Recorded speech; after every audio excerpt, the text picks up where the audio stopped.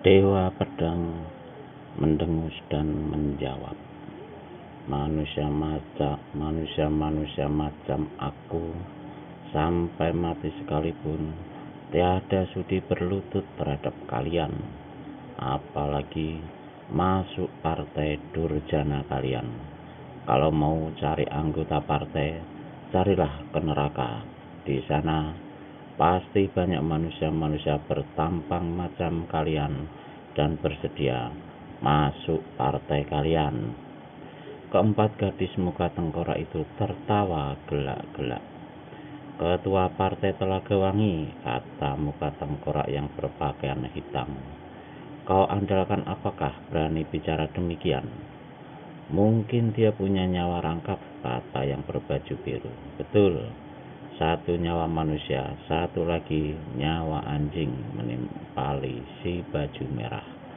Dan keempat manusia itu kemudian tertawa gelak-gelak. Dihina demikian, Dewa Pedang masih bisa menahan luapan amarahnya. Namun tidak demikian dengan istrinya. Perempuan setan, bicaramu terlalu menghina dan terlalu takabur. Jaga kepalamu. Satu sambaran pedang menderu di muka hidung si baju merah, membuat gadis muka tengkorak ini terkejut dan tersusur 5 tindak. Ah, perempuan cantik, kau tentu istri ketua partai Telaga Wangi, kata si muka tengkorak baju merah. Terhadapku tak usah bersikap garang. Bagusnya ajak lakimu dan anggota-anggota partai untuk masuk ke dalam partai kami, dan kalian semua pasti selamat dari kematian. Batang lehermu yang harus diselamatkan lebih dahulu, perempuan durjana, teriak Suwita. Pedang peraknya menyambar ganas ke arah si baju merah yang diserang, menyambuti dengan suara tertawa mengikik. Perempuan tak tahu diri, maki si baju merah, seraya mengelak ke samping dan berseru pada kawannya, Kala Biru, cepat selesaikan perempuan tolol ini. Gadis muka tengkorak yang berpakaian biru melompat ke depan menghadang Suwita. Namun dari belakang istri Dewa Pedang melompat pula seseorang menghadapi Kala Biru. Orang ini bukan lain daripada Indrajaya, putra tertua Dewa Pedang. Aku lawanmu, gadis muka setan, hati iblis, bentak Indrajaya. Bola mata Kala Biru berputar dan berkilat melihat kegagahan paras pemuda yang berdiri di hadapannya. Diam-diam hatinya tertarik. Kala Merah, yaitu gadis muka tengkorak yang berpakaian merah, mengetahui hal ini dan cepat membentak. Kala Biru, lekas laksanakan apa yang aku bilang. Pemuda itu harus mampus dalam 1 jurus. Dalam malang melintang di dunia persilatan, guna mencari rencana yang ditugaskan gurunya, yaitu hendak mendirikan partai Lembah Tengkorak, maka Kala Merah yang memang lebih tinggi tingkat ilmunya dari 3 kawan-kawannya yang lain bertindak sebagai pimpinan. Kala Biru mengeluh dalam hati. Hatinya iba juga melihat pemuda segagah Indrajaya harus menemui kematian di tangannya. Tapi bila dia ingat bentakan Kala Merah, serta ingat pesan orang yang tidak sudi memasuki partainya atau coba membangkang, maka rasa iba itu dengan serta-merta menjadi lenyap. Dengan memekik keras, Kala Biru menyerang Indrajaya. Si pemuda kiblatkan pedangnya menyambuti serangan itu. Tapi Kala Biru bukanlah tandingan Indrajaya. Demikianlah, meski dalam setengah jurus pertama itu Indrajaya dapat mengurung serta menekan lawan dengan permainan pedangnya yang cepat dan sebat. Namun, ketika Kala Biru mengangkat tangan kanannya tinggi-tinggi ke atas dan memukulkannya ke depan, ketika kala-kala hijau menghambur ke arah kepala pemuda itu, maka Indrajaya menjadi gugup. Dalam kegugupannya ini, dicobanya merampas 3 ekor kalajengking yang menyerangnya dengan tebasan pedang. Namun terlambat sudah. 2 ekor kala hijau menancap di keningnya, yang ketiga di pipi kiri. Indrajaya meraung keras, tubuhnya rebah ke lantai papan. Sebelum meregang, nyawanya pemuda ini masih sanggup melemparkan pedang ke arah kala biru. Tapi dengan satu lambaian tangan kiri saja, maka pedang itu pun mental. Dendam kesumat bergejolak serta amarah murka yang membakar hati akibat kematian putranya Jayeng Rana belum lagi putus. Kini putranya yang tertua menemui ajalnya pula dengan cara yang mengenaskan begitu rupa. Maka kalaplah Dewa Pedang. Seret! Ketua Partai Telaga Wangi itu mencabut pedangnya. Sinar putih pedang bertabur menyilaukan mata. Jangan harap kau bisa meninggalkan tempat ini hidup-hidup, Kala Biru, bentak Dewa Pedang. Di belakang Dewa Pedang, Suwita, Braja Sastra, dan pengurus partai Kelabang Songo melompat ke depan. Tanpa banyak cerita, mereka segera menerjang 3 gadis muka tengkorak lainnya, yaitu Kala Merah, Kala Putih, dan Kala Hitam. Maka terjadilah pertempuran yang seru di atas panggung. Namun keseruan itu tidak berjalan lama. Segera digantikan dengan kengerian. 3 lari sinar hijau melesat, maka terdengarlah teriakan maut Suwita, Indrajaya, serta Braja Sastra. Ketiga orang ini terkapar di lantai panggung. Masing-masing kepala mereka ditancapi kala hijau beracun. Dewa Pedang yang saat itu dengan ilmu pedang serta jurus-jurus yang lihai mematikan dan tengah mendesak hebat Kala Biru dalam permulaan jurus kedua, melihat kematian istri serta putra bungsunya yang paling disayanginya menjadi kalap luar biasa. Kekalapan ini membuat dia lupa diri dan mengamuk membabi buta. Pedangnya berkiblat ganas kian kemari, tapi tanpa perhitungan sama sekali. Ketika taburan sinar hijau dan 3 ekor kelabang hijau beracun mendaru ke arahnya, hanya satu saja dari binatang El-Maut itu yang sanggup dielakkannya. 2 ekor lainnya menyambar dan menancap di kepalanya. Ketua Partai Telaga Wangi terhuyung-huyung, matanya mendelik menahan sakit yang luar biasa. Tiba-tiba dia meraung dan menyerbu ke depan. Pedangnya berkelebat. Serangannya yang tiba-tiba sungguh tidak diduga oleh Kala Biru. Gadis muka tengkorak ini melompat dengan cepat. Namun tak ujung bajunya kena juga tersambar sehingga robek. Setan alas, kertak Kala Biru.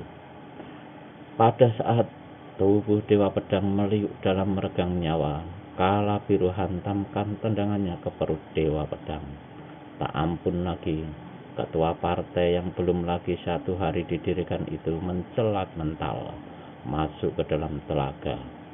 Pengurus partai Telaga Wangi daerah utara berseru memerintah pada kedua orang anggota partai, lekas ambil jenazah ketua dan selamatkan ke hutan. 2 anggota partai segera hendak melompat ke dalam telaga, tapi terhalang oleh bentakan Kala Merah. Siapa yang berani bergerak akan mampus. Pengurus partai tadi, yaitu Jambak Rogo, melompat ke hadapan Kala Merah. Kekejamanmu melewati takaran manusia iblis. Kupasrahkan selembar nyawaku untuk mencincang kau. Habis berkata begitu, Jambak Rogo lancarkan serangan pedang, 2 tendangan serta 1 jotosan. Kehebatan serangan ini tak bisa dianggap remeh. Namun justru Kala Merah tidak pandang sebelah mata. Sekali tangan kanannya bergerak, larikan sinar hijau melesat, maka terdengarlah jeritan Jambak Rogo. nyawanya putus. 3 pengurus partai, yaitu yang tadi sudah sama-sama kena terpukul pingsan oleh si cawat gila dan nenek kelewang merah, dan saat itu masih berada dalam keadaan terluka, tiada ambil peduli lagi keadaan diri masing-masing. Ketiganya menyerbu ke depan. Kelabang Songo berseru, "Seluruh anggota partai, lekas bentuk barisan Telaga Maut." Mendengar ini, anggota partai Telaga Wangi yang memang sudah sejak tadi menahan kegeramannya dan ingin lekas-lekas turun tangan, segera bergerak membentuk barisan yang dinamakan Telaga Maut. Barisan ini berbentuk lingkaran dan berdiri dari 5 lapis. Karena partai Telaga Wangi belum lagi dikenal, maka semua yang hadir di situ tak mengetahui sampai di mana kehebatan barisan Telaga Maut itu. Di samping itu, sebagian besar dari para tamu tidak lagi mempedulikan apa yang terjadi dan bakal terjadi di atas panggung. Dalam kekacauan balon di atas panggung itu, mereka mencari kesempatan untuk meninggalkan tempat itu. Namun, begitu mereka berdiri dan bergerak, terdengarlah bentakan kala hitam. "Berani meninggalkan tempat ini, berani mampus." Orang-orang yang hendak berlalu itu tertegun seketika, tapi sekelompok di antaranya tiba-tiba berhamburan dan kabur. Kala hitam dan kala merah yang berada di ujung panggung dan paling dekat dengan orang-orang itu membentak nyaring. "Mampuslah!" teriak mereka. 2 gelombang sinar hijau menyambar, maka terdengarlah pekik-pekik maut. Keseluruhan kelompok hendak melarikan diri itu terkapar di tanah. Tak satu pun yang hidup. Yang menyaksikan berdiri dengan lutut gontai. "Siapa yang mau kabur lagi? Silahkan!" berseru kala merah. Tak ada yang berani bergerak. Namun ini bukan berarti bahwa semua tamu yang hadir itu merasa jerih terhadap kala merah dan kawan-kawannya. Beberapa tokoh sengaja menahan kegeraman mereka sampai saat di mana mereka merasa tepat untuk maju. Tiba-tiba di atas panggung terdengar teriakan-teriakan keras. Ternyata barisan Telaga Maut sudah mulai bergerak. Lingkaran sinar putih kelihatan bergulung-gulung mengurung keempat gadis bermuka tengkorak itu. Dengan sangat dahsyatnya, keempatnya mula-mula sama menganggap remeh barisan itu. Sekali mereka menggerakkan tangan mereka, mampuslah semua pengurung itu, pikir mereka. Namun ketika mereka terdesak hebat dan hendak melancarkan serangan, kala hijau segera mereka ketahui bahwa dikurung demikian rupa tak mungkin bagi mereka untuk mengangkat tangan tinggi-tinggi dan menghantamkan ke depan. Keempatnya kaget, dan hanya ketinggian ilmu mengentengi tubuh mereka sajalah yang dapat menyelamatkan mereka dari arus pedang yang dahsyat laksana gelombang melanda karang itu. Meskipun dapat bertahan, namun lama-lama keempatnya merasa khawatir juga. Keempatnya diam-diam mencari siasat, dan begitu mereka berhasil mengetahui kelemahan barisan Telaga Maut itu, maka dengan cepat keempatnya melancarkan serangan terpusat pada 2 orang anggota barisan. 2 pekikan terdengar merobek langit. 2 sosok tubuh anggota barisan Telaga Maut mencelat ke udara, jatuh di tanah tanpa nyawa. Dengan demikian, maka bobollah kehebatan barisan yang sangat diandalkan oleh partai Telaga Wangi itu. Sekelompok demi sekelompok mereka terguling tanpa nyawa. Pada saat kala merah dan kawan-kawannya terkurung rapat oleh barisan Telaga Maut, maka sebagian besar dari para tamu yang merasa tidak aman tak punya harapan bila melakukan perlawanan terhadap kala merah serta kawan-kawannya segera meninggalkan tempat itu. Namun Tokoh-tokoh utama lainnya tetap duduk di tempat mereka, terutama tokoh-tokoh silat kalangan putih yang bersahabat baik dengan Dewa Pedang almarhum. Kini di atas panggung kelihatan pemandangan yang betul-betul mengerikan. Puluhan tubuh manusia terkapar tanpa nyawa. Ada yang hancur kepalanya, ada yang robek perutnya, atau melesak dadanya. Tapi yang paling banyak ialah yang mati akibat kala hijau beracun yang dilepas oleh keempat gadis bermuka tengkorak yang haus jiwa manusia itu. Di atas panggung partai Telaga Wangi yang kini cuma tinggal nama saja, Kala Merah berdiri bertolak pinggang menghadapi para hadirin yang kini hanya tinggal separuh lagi. Mana yang lain-lainnya? Tanya Kala Merah membentak. Sepasang matanya membeliak, tapi tak ada satupun dari yang hadir yang memberikan jawaban. Kala Merah menyapu mereka dengan pandangannya yang tajam. Melihat kepada sikap orang-orang itu dan melihat bagaimana mereka masih punya nyali untuk mendiamkan pertanyaannya, Kala Merah maklum bahwa orang-orang itu tentulah tokoh-tokoh silat berkepandaian tinggi. Namun ini tidak mengejutkan hatinya, malah sebaliknya. Kala Merah menjadi gembira dapat berhadapan dengan tokoh-tokoh kawakan dunia persilatan itu. Kerbau-kerbau dogol, apa kalian tidak punya mulut? Orang bertanya didiamkan saja, atau mungkin tuli semua. Mendadak terdengar suara tertawa mengekeh dari panggung sebelah barat. Kala Merah, jika kau punya nyali, turunlah. Kala Merah dan kawan-kawannya tentu saja kaget sekali dan memandang ke jurusan barat. Tapi tak dapat mengetahui siapa adanya orang yang bicara itu karena dia mempergunakan ilmu memindahkan suara. Keparat pengecut, berani menentang, berani unjukkan diri, bentak Kala Merah penasaran. Terdengar suara tertawa mengekeh. Aku akan tunjukkan diri bila kau bersedia bertempur dengan membuka kedok tengkorakmu. Mata Kala Merah membeliak, darahnya tersirap. Demikian juga dengan Kala Hitam, Kala Putih, dan Kala Biru. Rupanya manusia yang bersuara itu selain sakti juga mengetahui rahasia kedok tipis yang mereka pakai. Karena geramnya, Kala Merah hantamkan pukulan Kala Hijau ke bagian panggung sebelah barat itu. Jerit kematian terdengar di bagian situ. 6 tokoh silat golongan putih dan 2 golongan hitam roboh terjerongkang dari kursi masing-masing.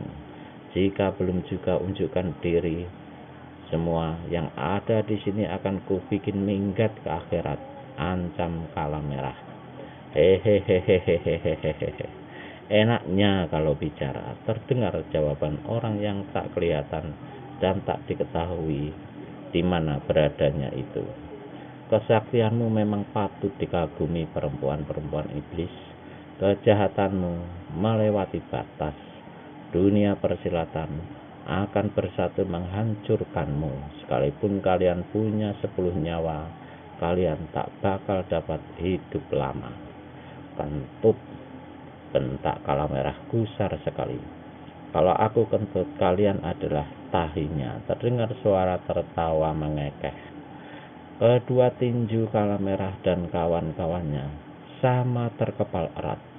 Tapi kepada siapakah mereka akan turun tangan? Tak sedikit pun mereka tahu dari mana sebenarnya datang suara itu dan siapa adanya orang yang bicara. Kala Biru mendekati Kala Merah dan berbisik. Kakak Kala Merah, tak usah pedulikan manusia keblinger itu. Sebaiknya kita mulai saja urusan dengan semua yang hadir di sini. Kala Merah mengangguk. Dia berdiri di tepi panggung sebelah depan dengan bertolak pinggang setelah menyapu para semua yang hadir dengan sepasang mata yang tajam menyorot itu.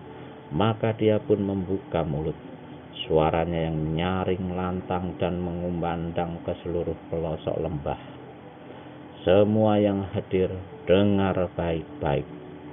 Pada hari 12, bulan 12 yang akan datang, di lembah tengkorak kami akan mendirikan partai baru yang dinamakan Partai Lembah Tengkorak. Semua kalian yang ada di sini mesti masuk menjadi anggota partai. Siapa berani menolak, berarti mati. Suasana sehening di pekuburan. Beberapa lamanya tiba-tiba terdengar lagi suara mengekeh tadi. Perempuan iblis, kalian kira kami ini semua domba-domba tolol yang mau digiring seenaknya saja? Persetan dengan partaimu. Siapa sudi masuk anggota partaimu? Kalau mau cari anggota, pergilah naik ke puncak Gunung Merapi, lalu buang diri ke dalam kawahnya. Mengerti? Hehehehehehehehehe. 4 murid Dewi Kala Hijau itu kertakkan rahang masing-masing. Kegeraman mereka sudah tak bisa dikendalikan lagi, tapi kepada siapa mereka mesti turun tangan. Kakak Kala Merah, teruskan saja bicaramu. Nanti bangsat bermulut besar itu akan kita ketahui juga siapa adanya. Lagi-lagi Kala Biru memberi nasihat pada saudara-saudara seperguruannya itu. Maka Kala Merah pun meneruskan ucapannya. Kalian sudah saksikan sendiri apa akibat bagi manusia-manusia yang tidak mau mematuhi kehendak kami. Karenanya, kalian semua lekas naik ke atas panggung berlutut dan bersumpah sedia memasuki Partai Lembah Tengkorak. Sampai setengah menit lamanya, tak satu pun daripada yang hadir melakukan apa yang diperintahkan itu. Maka marahlah Kala Merah. Kalau begitu, kalian minta mampus semua, bentak Kala Merah. Dia memberi isyarat pada ketiga saudara seperguruannya. Maka keempatnya kemudian serentak menaikkan tangan kanan tinggi-tinggi ke udara. Tiba-tiba dari tengah-tengah bawah panggung berdirilah 2 manusia berjubah putih. Melihat kepada tampang-tampang mereka, nyatalah bahwa keduanya beradik kakak. Yang di sebelah kanan mengangkat tangannya. Kalian berdua mau apa? Tanya Kala Merah. Malang tak dapat dihindar, untung tak dapat diraih. Kami berdua hanya inginkan nyawamu dan nyawa 3 gadis iblis lainnya itu, menjawab laki-laki berjubah putih yang mengangkat tangan tadi. Suaranya menggetarkan lembah, tanda tenaga dalamnya tinggi sekali. Kala Merah kerenyitkan keningnya lalu tertawa gelak-gelak. Kalau kau tidak buta, tentu otakmu miring. Apa masih belum melihat bangkai-bangkai yang berkaparan di tempat ini? Tentu saja kami lihat. Justru kami inginkan nyawa kalian adalah karena roh-roh busuk kalian tengah ditunggu-tunggu oleh roh sekalian banyaknya manusia yang telah kalian binasakan. Meledaklah kemarahan Kala Merah. Cepat katakan siapa kalian berdua, supaya cepat pula ku beri jalan kematian. Kedua orang berjubah putih itu tertawa dingin. Sementara itu, Kala Merah sudah mengangkat kembali tangan kanannya tinggi-tinggi. Sedang tokoh-tokoh silat yang lain bersiap-siap menunggu segala kemungkinan. Cepat, terangkan nama kalian atau kalian akan mampus percuma, membentak lagi Kala Merah. Kedua orang berjubah putih itu tiba-tiba sama menggerakkan tangan kanannya ke balik jubah. Sesaat kemudian, keduanya telah memegang masing-masing sebuah ruyung emas. Kiranya kalian adalah sepasang ruyung emas dari Banyuwangi. Nama besar kalian memang ada kudengar. Tapi hari ini kau tak bakal lagi dapat kembali ke Banyuwangi. Takdir sudah menentukan bahwa ajalmu lepas di sini. Jangan kelewat takabur, kala merah. Mungkin kepalamu yang akan kuhancurkan lebih dahulu dengan ruyung ini, kata sepasang ruyung emas yang berdiri di sebelah kanan. Namanya Tegil Tantra. Rekannya yang berdiri di sebelah kiri bernama Situwara.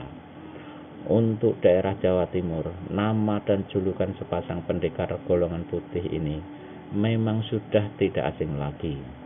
Kala merah bersuit keras, tubuhnya melayang ke bawah panggung. Kalian maju sendiri-sendiri atau berdua sekaligus, bentaknya begitu sampai di hadapan sepasang ruyung emas. Sepasang ruyung emas memberikan jawaban dengan seruan yang dahsyat. Tubuh mereka tak kelihatan bergerak, tapi tahu-tahu dua sabetan ruyung yang memancarkan sinar kuning emas telah menyambar ke muka hidung kala merah. Gadis muka tengkorak ini sampai tersurut 5 langkah ke belakang. Tapi sepasang ruyung emas di tangan Situwara dan Tegil Tantra berkelebat pula memburunya. Dalam waktu yang singkat, 2 jurus telah dilancarkan oleh tokoh silat Jawa Timur itu. Permainan silat serta jurus-jurus serangan ruyung mereka merupakan ilmu yang aneh dan banyak sekali pecahan-pecahannya. Angin menderu, dan tubuh ketiga orang yang bertempur itu hanya merupakan bayang-bayang saja. Jika saja kala merah mempunyai kesempatan untuk mempergunakan tangan kanannya mengeluarkan ilmu kala hijau yang sangat diandalkan, maka dalam satu jurus kedua jago silat itu mungkin sudah kojor. Tapi setiap dia mengangkat tangan kanannya tinggi-tinggi, maka setiap kali itu pula salah satu dari ruyung menyambar ke arah tangannya, sehingga sebelum maksudnya kesampaian, dia terpaksa tarik ulang kembali serangannya. Jurus ketiga dan keempat kala merah dibikin sangat repot. Memasuki jurus yang kelima, tiba-tiba terdengarlah suitannya. Tubuhnya lenyap. 2 jurus dia bergerak cepat, mengirimkan serangan-serangan kilat. Namun hasilnya sia-sia belaka saja. Manusia-manusia keparat, maki kala merah dalam hati. Sekali lagi dia memekik. Tubuhnya lenyap lagi dan tahu-tahu sudah keluar 5 tombak dari kalangan pertempuran. Situwara dan Tegil Tantra memburu, tapi kali ini jarak mereka dengan sasaran terlalu jauh, sehingga kala merah yang sengaja mencari kesempatan ini mempunyai peluang untuk melancarkan serangan kala hijau. Tegil Tantra yang berada agak ke depan membabat dengan ruyung emasnya ketika melihat selarik sinar hijau menyambar ke arahnya. Seekor dari 3 kala hijau yang menyerangnya hancur lebur dihantam ruyung emas. Kala hijau yang kedua berhasil dielakkannya, tapi menghadapi kala yang ketiga, tokoh silat ini menjadi gugup. Tegil Tantra menjerit, ruyung emasnya terlepas, dan kedua tangannya menutupi mukanya yang bermandikan darah akibat tancapan kala hijau pada kening antara kedua matanya. Begitu racun binatang maut itu masuk ke dalam darahnya, maka tergelimpanglah dia. Nyawanya putus pada detik tubuhnya mencium tanah. Kakak kala merah, awas! Terdengar seruan kala hitam. Seret! Lengan pakaian kala merah robek, tersambar ruyung emas Situwara yang saat itu menjadi kalap beringas melihat kematian saudara kandungnya. Satu jurus dia menggempur hebat kala merah, tapi pada ujung jurus itu nasibnya tiada beda dengan Tegil Tantra. Dua kala hijau menancap di mukanya, satu di tenggorokannya. Maka tamatlah riwayat sepasang ruyung emas dari Banyuwangi. Tokoh-tokoh silat golongan hitam yang menyadari bahwa ilmu kesaktian mereka masih berada di bawah kedua tokoh silat itu menjadi ngeri dan gelisah di kursi masing-masing. Tiba-tiba dua di antaranya melompat dan melarikan diri. Kurang ajar, berani kabur ya, bentak kala hitam. Tangan kanannya bergerak, sinar hijau melesat, maka tergelimpanglah kedua tokoh golongan hitam itu. Siapa lagi yang mau coba-coba ambil langkah 1000? Silahkan, bentak kala merah. Perempuan-perempuan iblis, dosa kalian tidak berampun. Hadapi golok panjangku ini. Mendadak terdengar satu bentakan. Suara bentakan itu belum lagi habis, tahu-tahu telah berkiblat sinar biru melanda kala merah.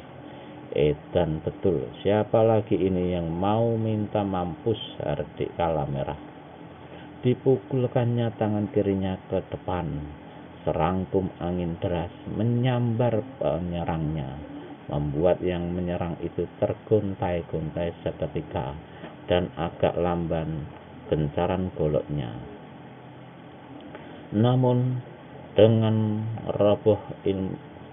robah ilmu goloknya dengan jurus-jurus aneh, maka kembali si penyerang yang masih tak kelihatan jelas tampangnya karena cepat sekali gerakannya itu, cepat mendesak kala merah ke ujung panggung. Setan betul, maki kala merah. Kedua tangannya terkembang ke depan, jari-jari menekuk membentuk cengkraman. Cengkraman kala hijau, seru si penyerang, lalu menebas dengan golok panjangnya. Kala merah tertawa meringkik. Terdengar erangan si penyerang.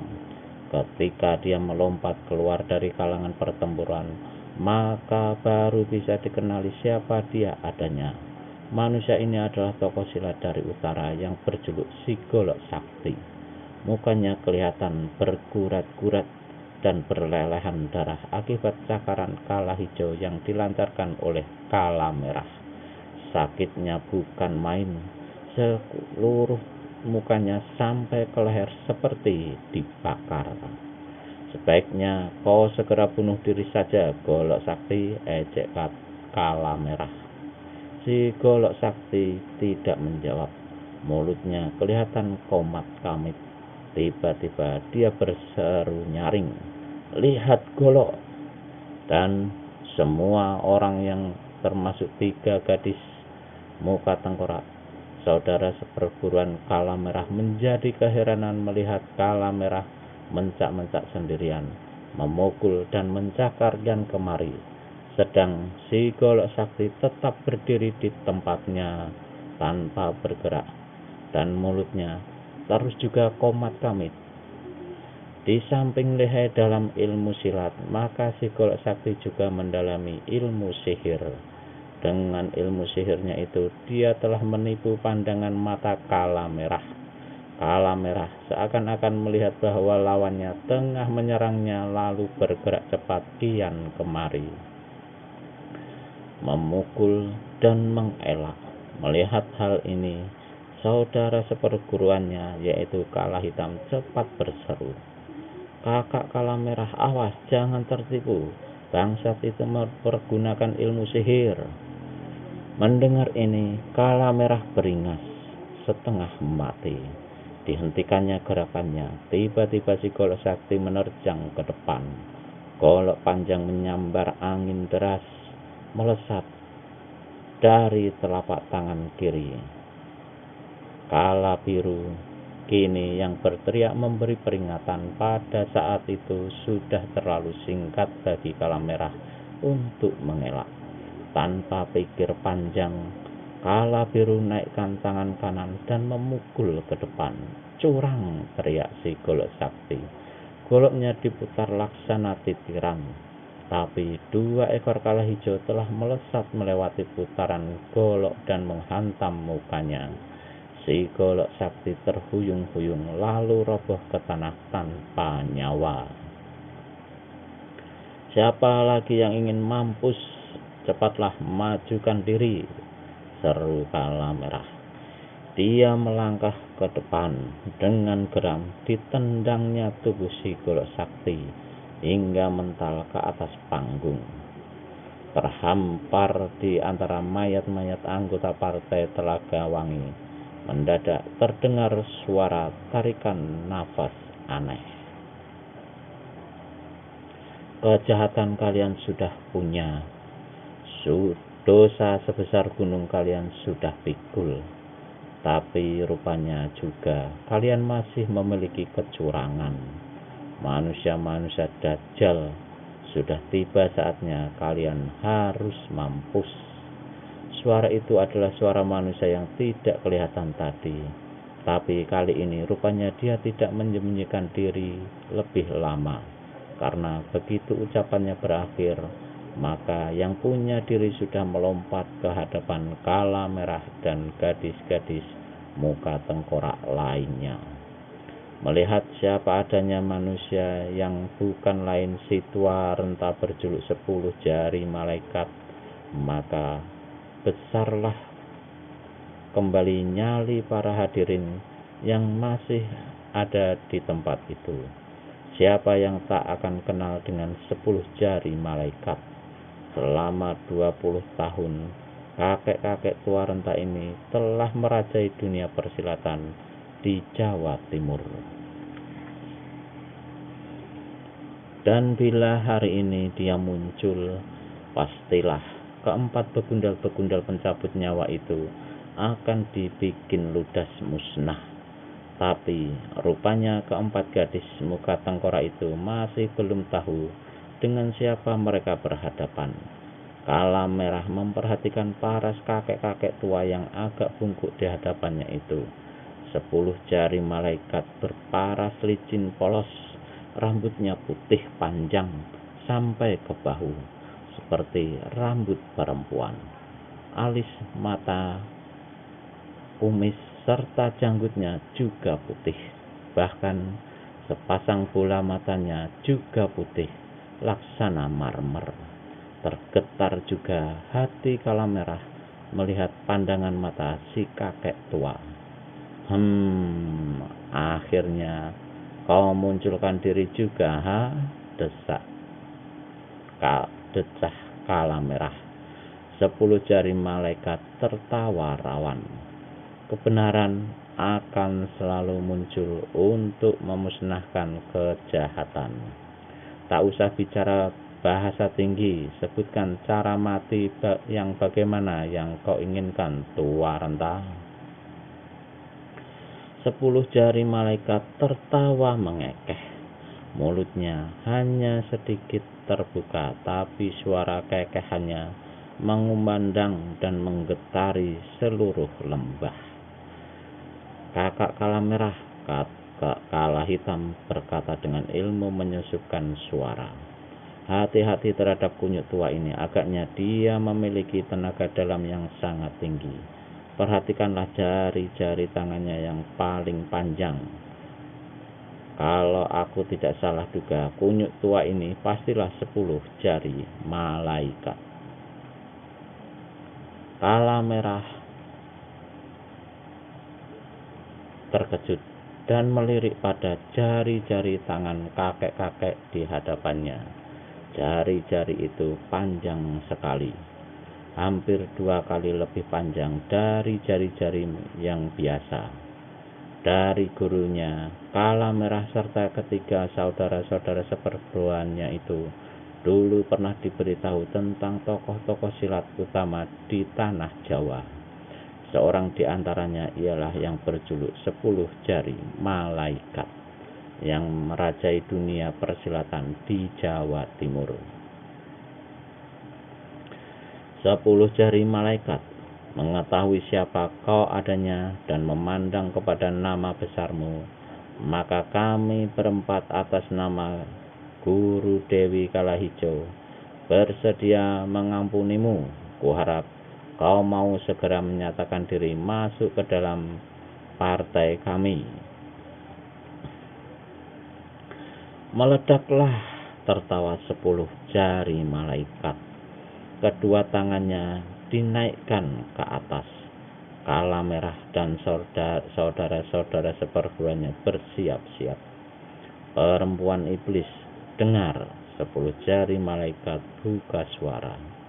Aku memang tak keberatan masuk ke dalam partaimu, tapi 10 jari-jari tanganku ini pasti tidak mau diajak ikut-ikutan bersama kalian, apalagi masuk partai kalian. Marahlah Kala Merah. Kalau begitu, mampus adalah yang paling baik buatmu, teriak Kala Merah.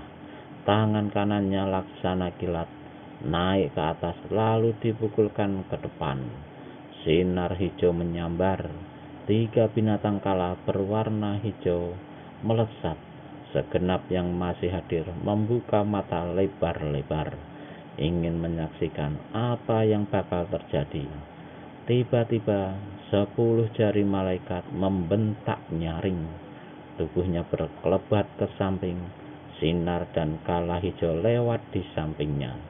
Perempuan iblis, terdengar suara 10 jari malaikat dalam kelebatan itu. Aku tidak suka bertempur dengan lawan yang menyembunyikan mukanya di balik topeng. Coba kulihat dulu parasmu. Habis berkata begitu, 10 jari malaikat berkelebat lagi dan bret. Suara ini disusul oleh suara seruan tertahan Kala Merah. Topeng tengkorak tipis yang menutupi mukanya robek dan tanggal. Terkejutlah semua orang yang ada, termasuk 10 jari malaikat sendiri. Siapa yang menyangka kalau perempuan bertopeng tengkorak dan berhati sejahat iblis itu ternyata adalah seorang gadis berparas cantik jelita.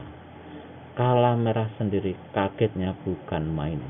Mukanya pucat oleh sirapan darah, tapi kemudian kekalapannya pun muncul. Setan alas, terima kematianmu, bentak Kala Merah. Gadis ini menyerbu ke depan. Kedua tangannya naik ke atas dan turun lagi secepat kilat. 2 sinar hijau menderu dan puluhan kala hijau melesat dari kedua telapak tangan Kala Merah. Ilmu terkutukmu ini boleh kau pamerkan pada orang lain. Terhadapku kau bisa celaka sendiri, ejek 10 jari malaikat. 10 jari-jari tangannya dipentang lebar-lebar lalu dihantamkan ke depan. 2 gelombang angin laksana topan prahara memapas 2 larik sinar hijau. Puluhan kala hijau yang menyerang ke arah 10 jari malaikat tertahan sejenak, lalu menderu membalik menyerang Kala Merah dengan dahsyatnya. Kala Merah menjerit keras. Selama dilepas oleh gurunya, selama malang melintang di dunia persilatan dalam memenuhi tugas yang dipikulkan gurunya, yakni mendirikan partai Lembah Tengkorak, selama dia menghadapi musuh-musuh perkasa, selama itu pula dia terus-menerus telah menyebar maut, menyerang lawan-lawannya dengan ilmu kala hijau yang sangat dahsyat itu.